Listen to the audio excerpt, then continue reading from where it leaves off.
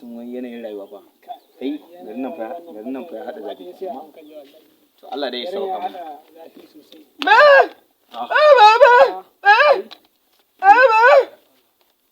Assalamu alaikum.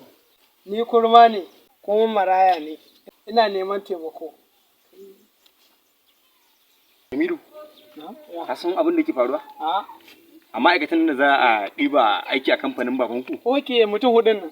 Mutum hudu ba. An samu mutum uku ce ma'aikatu? An samu mutum uku. Kaga saura mutum ɗaya. Kash, amma an samu matsala. Da kamar a ce wannan kurman yana ji.